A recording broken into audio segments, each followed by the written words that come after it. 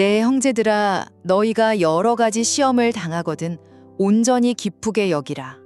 이는 너희 믿음의 시련이 인내를 만들어내는 줄 너희가 알미라. 인내를 온전히 이루라.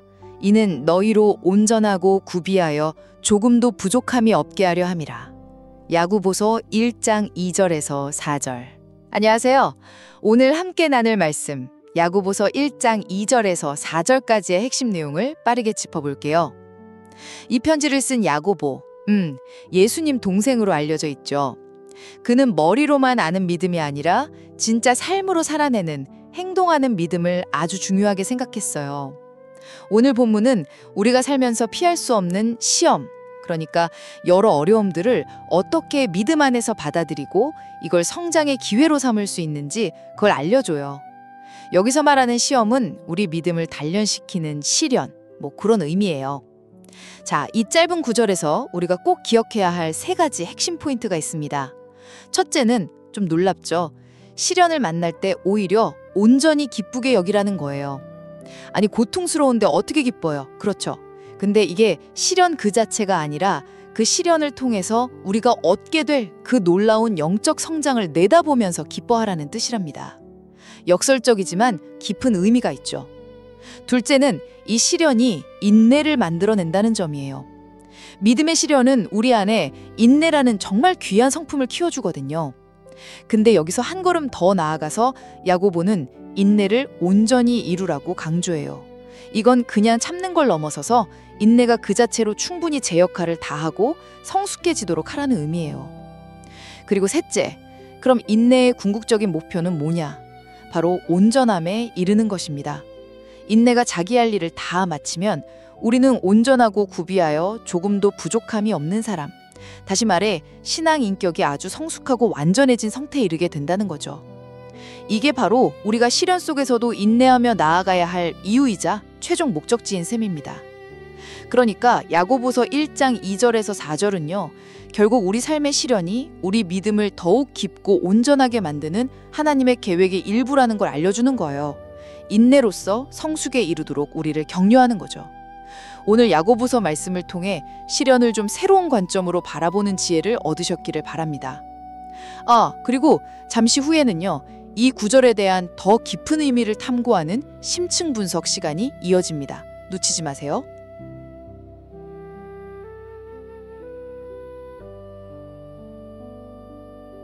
내 형제들아, 너희가 여러 가지 시험을 당하거든 온전히 기쁘게 여기라. 이는 너희 믿음의 시련이 인내를 만들어내는 줄 너희가 알미라. 인내를 온전히 이루라. 이는 너희로 온전하고 구비하여 조금도 부족함이 없게 하려 함이라. 안녕하세요. 오늘 저희와 함께 야고보서 말씀 속으로 좀 더 깊이 들어가 볼 당신을 환영합니다. 네, 반갑습니다. 방금 들으신 구절 어떠셨어요? 여러 가지 시험을 당하거든 온전히 기쁘게 여기라. 솔직히 말해서 힘든 일을 겪는데 기뻐하라니 처음 딱 들으면 약간 하고 고개를 갸웃하게 되죠. 네, 그렇죠. 이게 뭐랄까, 뜨거운 물에 들어가서 시원하다 이렇게 느끼라는 것처럼 들릴 수도 있거든요. 모순적으로요. 맞아요. 그런데 이 짧은 구절 안에 우리가 삶의 어려움을 헤쳐나가는데 정말 필요한 놀라운 지혜, 그리고 또 약속이 담겨 있다고 생각합니다. 네, 그렇습니다. 오늘 저희는 바로 이 야고보서 1장 2절에서 4절 말씀을 하나하나 좀 곱씹어 보면서 그 안에 담긴 의미들을 함께 찾아보는 시간을 갖겠습니다. 시련이 어떻게 우리를 더 깊은 곳으로 이끌고 결국에는 온전함에 이르게 하는지 좀 편안하게 이야기 나눠보죠. 좋습니다. 자, 그럼 첫 번째 질문인데요. 여러 가지 시험이라고 했잖아요. 이게 정확히 어떤 종류의 어려움을 말하는 걸까요?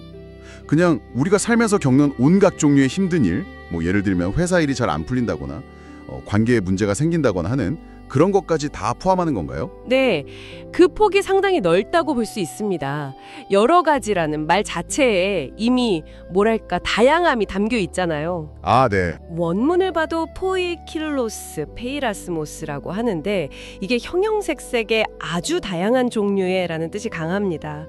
그 야고보서가 쓰여질 당시에는 그 신앙 때문에 받는 직접적인 박해 같은 외부적인 압력도 분명히 있었을 거고요. 그렇죠. 네, 하지만 그뿐만 아니라 우리가 그냥 살면서 마주치는 질병이라든지 가난, 아니면 실직, 사람들 사이의 갈등, 또 예기치 못한 사고 같은 이런 좀 보편적인 고난들도 충분히 이 안에 들어갈 수 있습니다. 그렇군요. 정말 뭐 삶에서 겪는 거의 모든 어려움을 다 아우르는 말이네요.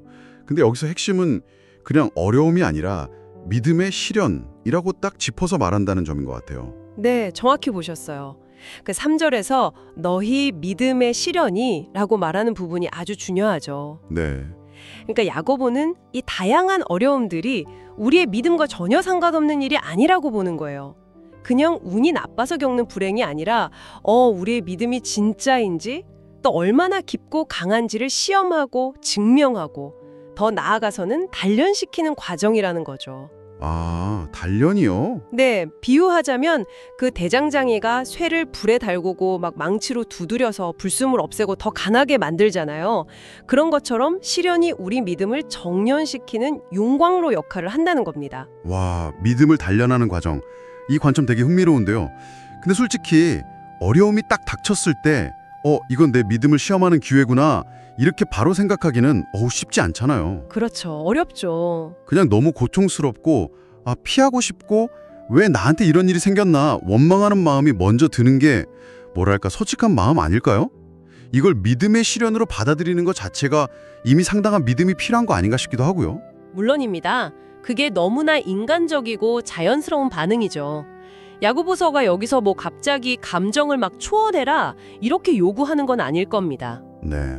여기서 중요한 건 그 시련에 대한 해석의 전환인 것 같아요. 해석의 전환이요? 네. 고통 자체는 여전히 고통스럽지만 그 고통 너머에 있는 의미 그리고 목적을 발견하라는 초대에 가깝다고 볼 수 있습니다. 이 어려움이 나를 무너뜨리려는 게 아니라 어쩌면 궁극적으로 나를 세우기 위한 과정일 수 있다? 이런 가능성을 열어두는 거죠.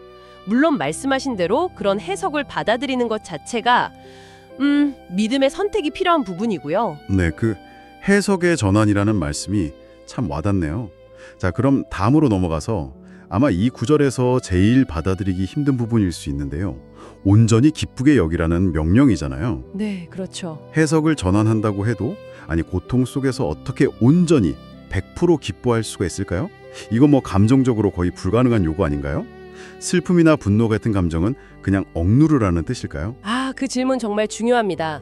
여기서 기쁘게 여기라 원문으로는 카란 헤게사스인데 이게 우리가 느끼는 그런 감정적인 기쁨, 억지로 웃거나 즐거워하라는 의미라기보다는요. 일종의 판단 혹은 결정에 가깝습니다. 판단이요? 네, 뭐뭐라고 여기라, 뭐뭐라고 간주하라 이런 뜻이거든요. 그러니까 비록 내 감정은 슬프고 힘들어도 이성적으로 그리고 또 신앙적으로 이 시련의 상황을 궁극적인 기쁨의 이유가 될 수 있는 것으로 평가하고 받아들이라는 그런 태도의 전환을 촉구하는 겁니다. 그러니까 feel joy가 아니라 consider it joy 이런 느낌이군요. 감정 자체를 바꾸라는 게 아니라 이걸 대하는 내 생각과 태도를 바꾸라는 거네요. 맞습니다. 정확해요. 그럼 왜 그렇게 여길 수 있느냐? 그 근거가 바로 시련이 가져올 결과에 대한 암 그리고 소망 때문이라는 거죠. 암과 소망이요? 네, 3절에서 분명히 말하잖아요. 이는 너희 믿음의 시련이 인내를 만들어내는 줄 너희가 암이라. 네. 이 시련이 결국에는 인내를 낳고 그 인내가 우리를 온전하게 만들 거다. 즉 영적인 성장과 성숙이라는 좋은 결과를 가져올 것을 알기 때문에 현재의 이 고통스러운 과정을 기쁨으로 여길 수 있다는 논리인 거죠. 뭐 슬픔이나 분노 같은 자연스러운 감정을 막 부정하라는 게 아니고요. 그 감정에 완전히 압도되지 않고 더 큰 그림 안에서 이 상황의 의미를 부여하려는 그런 의지적인 선택이라고 볼 수 있습니다. 아까 잠깐 운동선수 비유를 떠올렸었는데 그게 여기서 더 잘 맞는 것 같아요. 훈련 자체는 막 너무 고통스럽잖아요. 그런데 그게 가져올 실력 향상이나 최종 목표 달성이라는 결과를 아니까 그걸 기꺼이 견뎌내고 심지어 그 과정에서 어떤 만족감 같은 걸 느끼기도 하잖아요. 네, 좋은 비유입니다. 근데 이런 질문도 좀 드리고 싶어요. 운동선수는 목표가 비교적 명확하고 훈련 기간도 어느 정도는 예측 가능하잖아요. 그렇죠. 하지만 인생의 시련이라는 건 이게 언제 끝날지 또 어떤 결과를 가져올지 전혀 모르는 경우가 훨씬 많지 않나요? 그런 불확실성 속에서도 이 기쁨으로 여기는 태도를 계속 유지하는 게 그게 가능할까요? 아, 정말 현실적인 질문이십니다. 실제로 삶의 시련은 뭐 끝이 안 보이는 터널처럼 느껴질 때가 많죠. 네. 여기서 야고보서가 말하는 알미라는 건 이 시련이 정확히 몇 월 며칠에 끝나고 어떤 구체적인 좋은 일로 바뀔 것이다, 이런 종류의 예언적 지식을 의미한다기보다는요. 하나님께서 이 모든 과정을 다 주관하고 계시고 결국에는 당신의 백성을 선하게 인도하시고 온전하게 빚어가실 거라는 그런 신뢰에 기반한 알에 더 가깝습니다. 아, 신뢰에 기반한 삶. 네. 그러니까 구체적인 결과보다는 이 과정을 통해서 일하시는 그 하나님의 신실하심, 그리고 그분의 궁극적인 선한 목적에 대한 믿음, 그게 바로 기쁨의 근거가 되는 거죠. 불확실성 속에서도 변하지 않는 하나님의 성품과 약속의 뿌리를 둔 소망이라고 할 수 있겠습니다. 결과에 대한 예측이 아니라 과정을 주관하시는 분에 대한 신뢰군요. 그 신뢰가 있다면 불확실 속에서도 소망을 가질 수 있다. 네, 좋습니다. 그럼 이제 그 다음 단계, 시련이 만들어낸다는 인내에 대해서 좀 더 깊이 들어가 볼까요? 3절에서 믿음의 시련이 인내를 만들어낸다고 했잖아요. 네. 여기서 인내는 그냥 막 이를 악물고 버티는 거, 소극적으로 그냥 참는 거, 그런 걸 의미하는 건가요? 여기서 쓰인 헬라어 단어가 휘포모네, 유포모네인데요. 이게 우리가 보통 생각하는 그런 수동적인 참을성하고는 조금 결이 다릅니다. 아, 다른가요? 네, 물론 참고 견디는 의미도 당연히 포함하지만 그보다는 훨씬 더 적극적이고 능동적인 개념이에요. 어원을 보면 압박이나 고난 아래 머무르다, 후포, 매노라는 뜻인데 어려운 상황에 짓눌려서 그냥 주저앉거나 도망가는 게 아니고요. 그 상황 아래에서도 굴하지 않고 꿋꿋이 버텨내면서 자기 자리를 지키는 적극적인 버팀, 견고함, 지속성, 이런 걸 의미합니다. 와, 휘포모네, 적극적인 버팀이라니 훨씬 역동적인 느낌인데요? 네, 그렇죠. 마치 시련이라는 무거운 걸 막 들어올리면서 근육이 단련되듯이 이 믿음의 시련을 겪으면서 버텨내는 그 과정 속에서 인내라는 영적인 근력이 길러진다, 이런 거군요. 정확합니다. 이건 단순히 고통을 그냥 견디는 차원을 넘어서 오히려 그 고통을 통해서 더 강해지는 성장의 과정으로 볼 수 있는 거죠. 네, 그 성장의 과정이라는 말씀, 그래서 야고보는 여기서 그치지 않고 4절에서 한 걸음 더 나아가서 인내를 온전히 이루라고 권면하는군요. 맞습니다.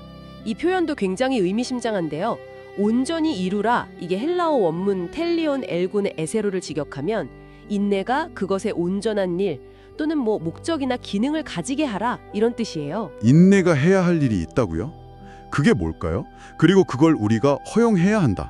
뭔가 인내라는 과정이 스스로 목적지를 향해 가는데 우리는 그냥 방해만 안 하면 된다, 이런 느낌도 되는데요. 네, 그런 측면이 있습니다.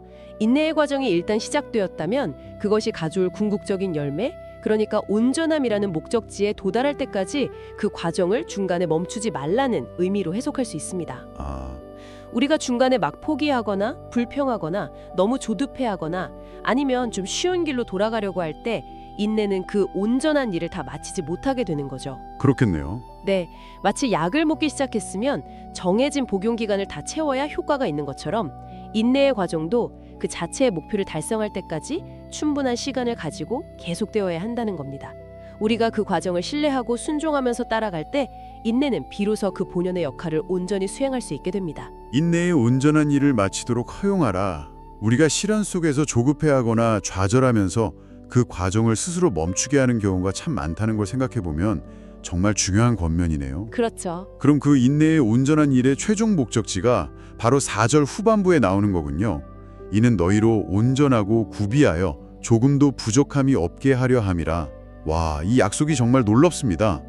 온전하고 구비하고 조금도 부족함이 없는 상태.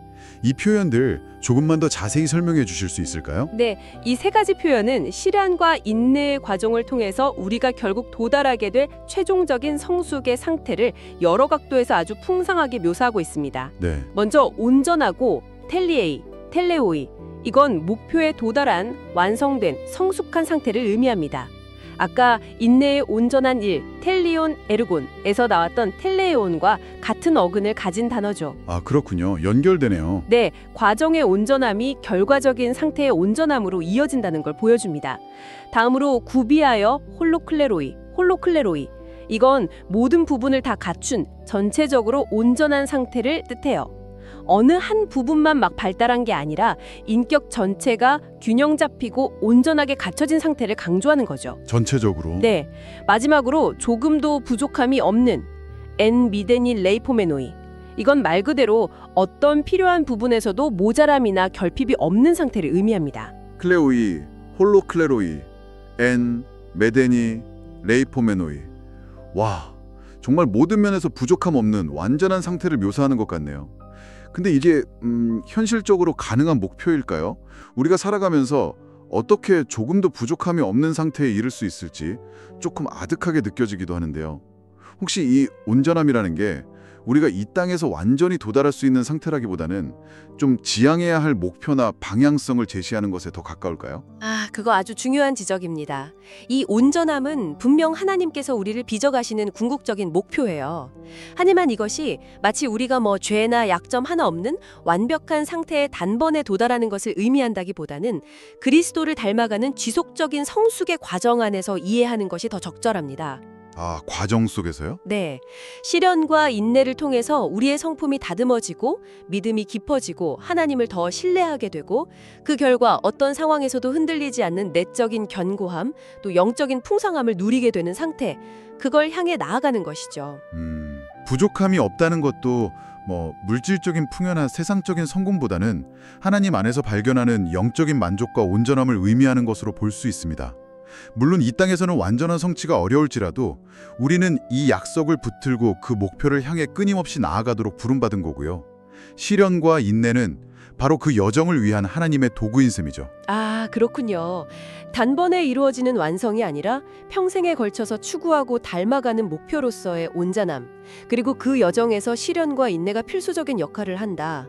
이야, 처음에는 정말 모순적으로 보였던 시험을 기쁘게 여기라는 말씀이 이 전체적인 그림 안에서 보니까 이제는 고개가 끄덕여지네요. 네, 오뚜미의 목적이 아니라 그 고통을 통과하면서 빚어지는 인내와 성숙, 그리고 하나님과의 더 깊은 관계로 나아가는 그 과정 자체에 의미와 소망이 있다는 거군요. 바로 그렇습니다. 야고보서는 우리에게 닥치는 어려움을 피할 수 없는 현실로 인정하면서도 그것에 그냥 빠져들지 않고 새로운 시각으로 바라볼 수 있도록 격려하는 거죠. 네. 시련이 더 이상 우리를 좌절시키는 벽이 아니라 우리를 더 높고 깊은 곳으로 이끄는 디딤돌이 될 수 있다는 정말 놀라운 관점을 제시하는 겁니다. 이 과정을 통해 우리는 단지 어려움을 견뎌내는 것을 넘어서 하나님의 형상을 닮은 더욱 성숙하고 온전한 사람으로 변화될 수 있다는 그 약속을 붙들게 되는 거고요. 혹시 지금 삶의 여러 가지 어려움, 예상치 못한 시련 가운데서 힘든 시간을 보내고 계신가요?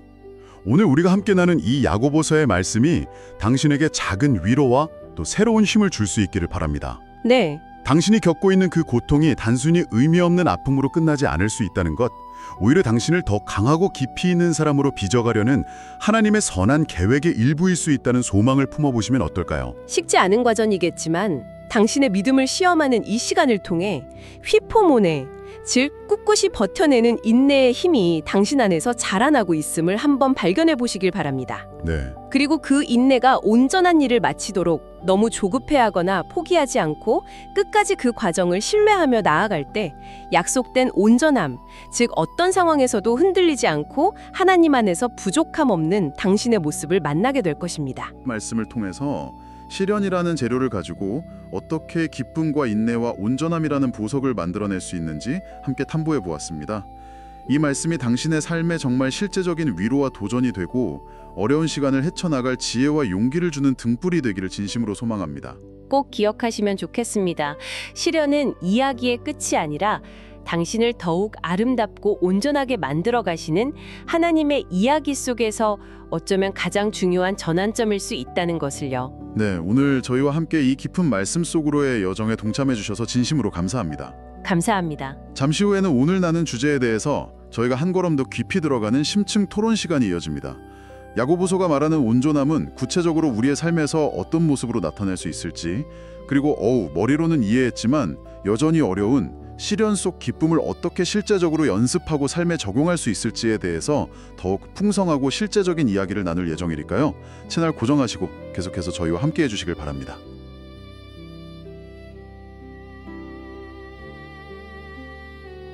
내 형제들아 너희가 여러 가지 시험을 당하거든 온전히 기쁘게 여기라. 이는 너희 믿음의 시련이 인내를 만들어내는 줄 너희가 알미라. 인내를 온전히 이루라. 이는 너희로 온전하고 구비하여 조금도 부족함이 없게 하려 함이라. 야고보서 1장 2절에서 4절 말씀입니다. 안녕하십니까? 더 디베이트입니다. 방금 읽은 야고보서 말씀, 참 우리 신앙 여정에서 많은 생각을 하게 하는 구절이죠. 여러 가지 시험, 그러니까 인생의 어려움들을 만날 때 오히려 기뻐하라니. 참 놀라운 권면입니다. 그 이유가 바로 그 시련이 인내를 통해서 우리를 온전함으로 이끌기 때문이라고 하는데요. 이 말씀이 우리가 겪는 고난의 의미를 어떻게 받아들여야 할지 좀 깊은 통찰을 주는 것 같습니다. 그래서 오늘 저희는 이 구절을 놓고 좀 더 파고들어 볼까 합니다. 핵심 질문은 이거예요. 여기서 말하는 시련을 통한 온전함이 과연 우리 인간의 인내와 노력, 이걸 통해 이루어진 어떤 성숙에도 방점을 두는 걸까요? 아니면 그 모든 과정 속에서 일하시는 그 하나님의 은혜, 또 그분의 도우심이 더 중심이 되는 개념일까요? 저는 이 성숙의 과정에서 우리 자신의 인내 그리고 능동적인 역할이 상당히 중요하다고 생각하는 입장입니다. 네, 안녕하세요. 저는 그 온전함이라는 것이 물론 우리의 노력도 필요하겠지만 그게 우리 힘만으로는 좀 불가능하고 궁극적으로는 하나님께서 주시는 은혜 또 선물이라는 그 측면에 더 무게를 두고 싶습니다. 좋습니다. 그럼 먼저 제가 왜 이 인간의 역할, 특히 인내를 강조하는지 좀 말씀드려 볼게요.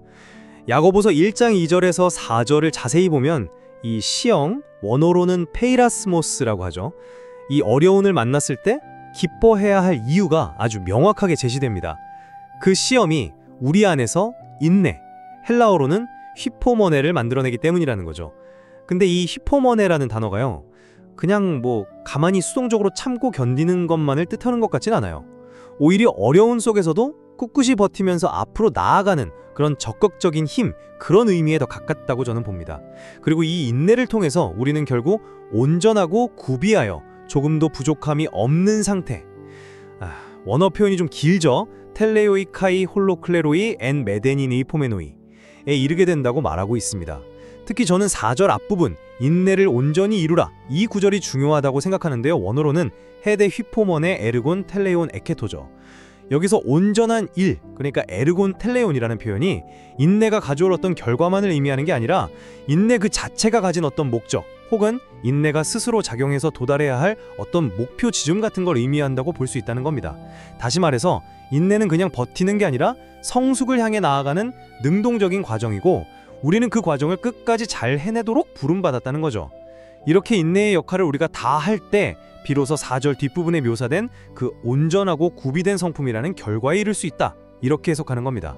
아시다시피 야고보서는 전체적으로 행함을 굉장히 강조하잖아요.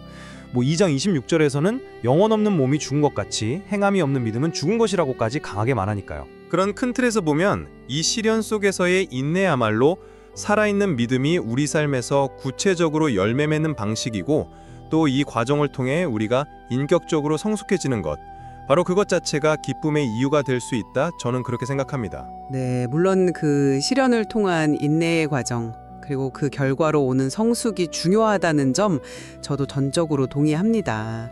그 휘코모네라는 인내가 우리 신앙 성장에 꼭 필요하다는 건 너무나 명백하죠.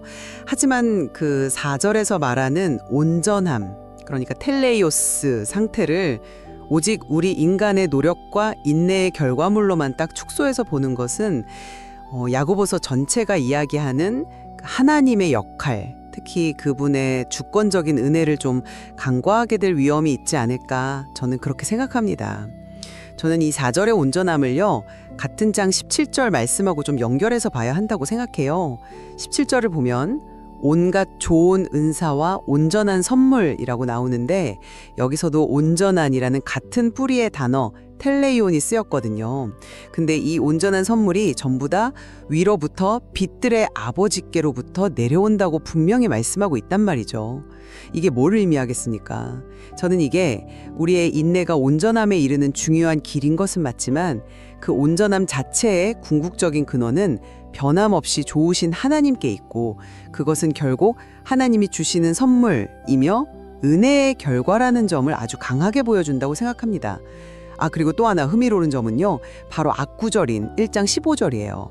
거기서는 욕심이 자라서 죄를 낳고 그 죄가 장성하여, 이것도 어떤 과정의 완성을 의미하는 아포텔레스테이사라는 단어를 쓰는데 결국 사망에 이르는 아주 부정적인 성숙 과정을 보여주거든요. 이건 4절의 긍정적인 성숙 과정과 정말 뚜렷하게 대조되지 않습니까? 구조는 비슷해 보일지 몰라도 내용은 완전히 정반대잖아요.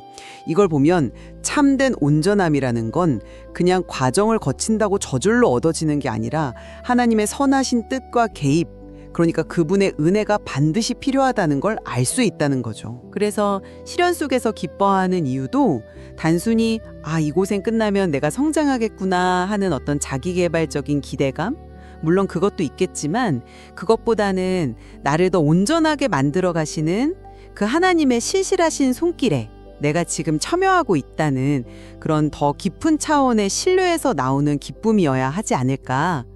네, 그런 의미에서 우리의 인내는 우리를 온전하게 하시는 그 하나님의 일하심에 대한 믿음의 응답이다. 이렇게 보는 것이 더 정확하다고 생각합니다.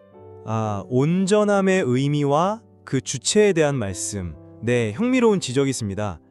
하지만 저는 여전히 그 4절의 표현, 온전하고 구비하여 부족함이 없다는 것이 결국은 인내라는 그 과정을 통해서 우리가 도달하는 어떤 인격적인 성숙, 뭐랄까, 신앙인으로서의 성품의 완성을 가리킨다고 생각합니다.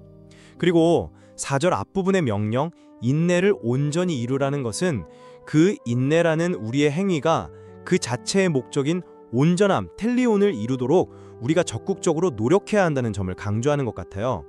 그러니까 인내가 스스로 작용해서 그 목표를 달성하도록 우리가 그 과정을 포기하지 않고 끝까지 완수해야 한다는 거죠. 이것이야말로 야고보서 전체가 그렇게 강조하는 행함으로 믿음을 보이라는 메시지와 딱 맞아떨어지는 것 아닐까요? 우리가 시련 속에서 실제로 인내를 발휘할 때 구체적인 삶의 변화와 성숙이 일어나고 그것이 바로 살아있는 믿음의 증거가 된다는 것입니다. 네. 인내의 과정을 통해서 실제적인 성숙이 일어난다는 점에는 저도 물론 동의합니다. 다만 그 성숙의 궁극적인 근원, 그리고 그 완성의 주체는 하나님으로 봐야 한다는 점을 다시 한번 강조하고 싶어요. 온전함, 텔레오스라는 말을 단순히 인간적인 성품의 완성으로만 보기에는 조금 부족한 느낌이 있다는 거죠. 어쩌면 이것은 하나님께서 본래 의도하셨던 인간의 모습? 그러니까 하나님과의 온전한 관계 속에서의 어떤 완전함, 그런 걸 의미하는 것일 수도 있지 않을까요?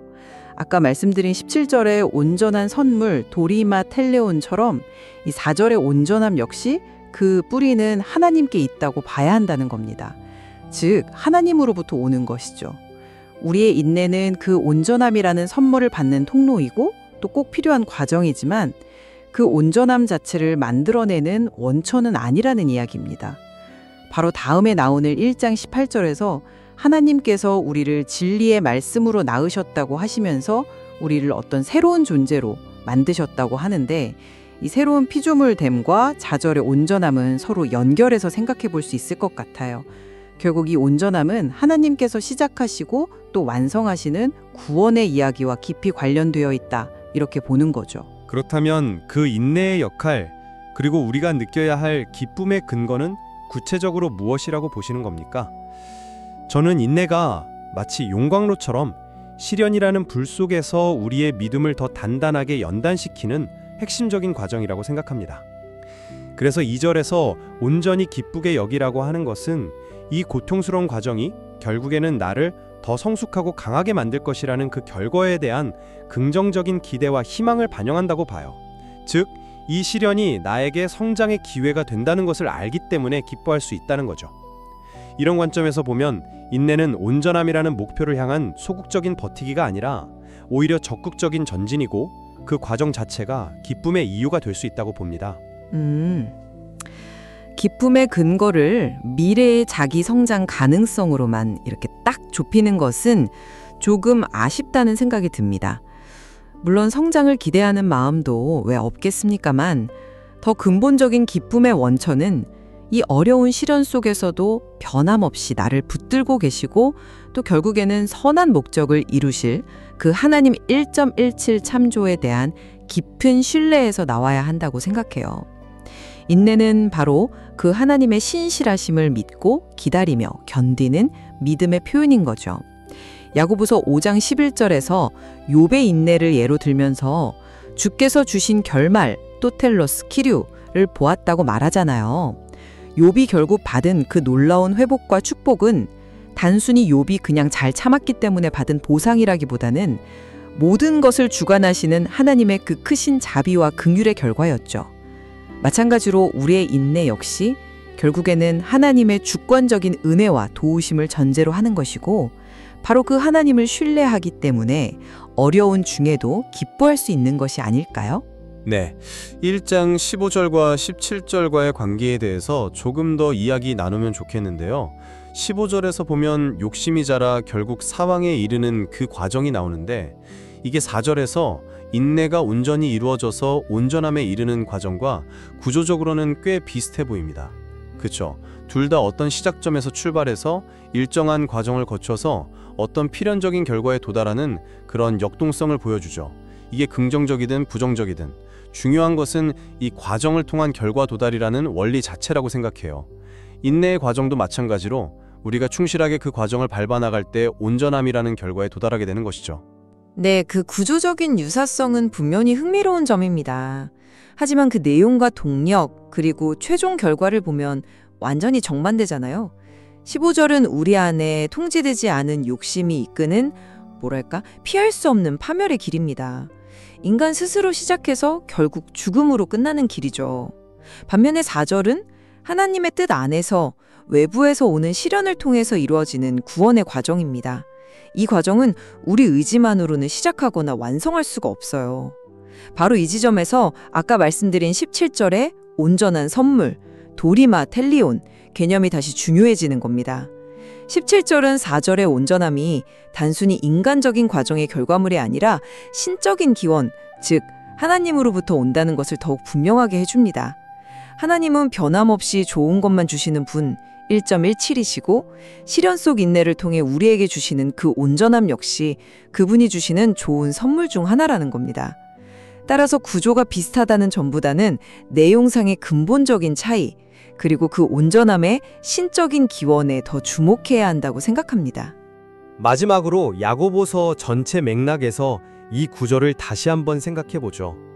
야고보서는 계속해서 행함 없는 믿음은 죽은 것이라고 강조합니다. 2장 26. 이건 누구나 다 아는 사실이죠. 그렇다면 1장 2, 4절에서 말하는 이 시련 속에서의 인내는 바로 그 살아있는 믿음이 실제 삶의 어려움 속에서 어떻게 구체적으로 드러나야 하는지를 보여주는 아주 중요한 예시가 아닐까요? 즉, 인내는 믿음의 실천적인 표현이고 그 결과로 주어지는 온전함은 믿음이 실제 삶에서 맺는 구체적인 열매이자 성숙의 모습이다 이렇게 볼 수 있다는 거죠. 야고보의 핵심 강조점은 바로 이 실천과 행함에 있다고 저는 봅니다.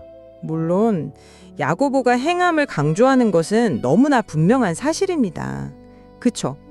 하지만 그 행함이 우리가 의롭게 되는 조건이라기보다는 이미 믿음으로 의롭게 된 사람의 삶에서 자연스럽게 나타나야 하는 열매라는 점을 기억해야 할 것 같아요. 흔히들 바울은 어떻게 의롭게 되는가?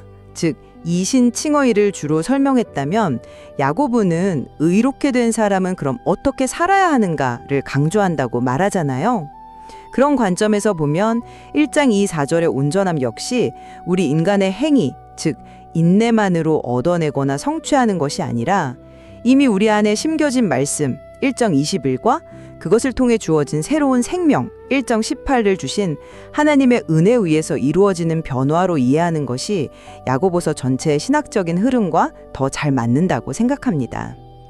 행함은 물론 중요하지만 그 행함을 가능하게 하는 근원적인 힘은 결국 하나님의 은혜다. 저는 그렇게 보는 거죠. 네, 오늘 우리는 야고보서 1장 2절에서 4절 말씀을 가지고 시련과 인내, 그리고 온전함의 관계에 대해서 깊이 있는 이야기를 나누어 보았습니다. 저는 시련을 만났을 때 기뻐하라는 이 참 놀라운 권면이 그 시련을 통한 인내의 과정이 결국 우리 신자의 인격적인 성숙과 온전함을 이루는 데 핵심적인 역할을 하기 때문이라는 점을 강조했습니다. 인내라는 우리의 능동적인 참여를 통해 우리는 실제로 변화되고 온전해질 수 있다는 것이죠. 네, 저는 인내가 온전함으로 가는 필수적인 과정이라는 점에는 전적으로 동의합니다. 하지만 그 결과로 주어지는 온전함은 궁극적으로 우리 인간의 노력의 결실을 넘어서는 것이며 변함없이 좋은 것을 주시는 하나님 1.17의 은혜로운 선물이자 그분의 신실한 사역의 결과라는 점을 다시 한번 강조하고 싶습니다. 우리의 인내는 바로 그 하나님의 일하심에 대한 믿음의 응답이다 이렇게 생각합니다. 오늘 저희의 이 대화를 통해 분명해진 것은 이 야고보서 말씀이 우리가 살면서 피할 수 없는 여러 가지 어려움들을 신앙 안에서 어떻게 바라보고 또 어떻게 반응해야 하는지에 대한 매우 깊고 또 실제적인 지침을 준다는 점입니다. 시련이 그저 고통스러운 경험으로만 끝나는 것이 아니라 인내라는 믿음의 실천을 통해 우리를 더 깊고 온전한 신앙의 자리로 이끌어갈 수 있는 통로가 된다는 것을 보여줍니다. 맞습니다. 이 짧은 구절 안에는 오늘 저희가 나눈 이야기 외에도 곱씹어보고 묵상할 거리가 여전히 많이 남아있는 것 같습니다. 시련을 통해 우리를 온전하게 만들어 가시는 하나님의 그 신비롭고도 은혜로운 손길을 우리 각자의 삶 속에서 계속 발견하고 경험하시기를 바랍니다. 너빗의 디베이트 오늘 순서는 여기서 마치겠습니다. 다음 시간에 또 다른 주제로 찾아뵙겠습니다. 감사합니다.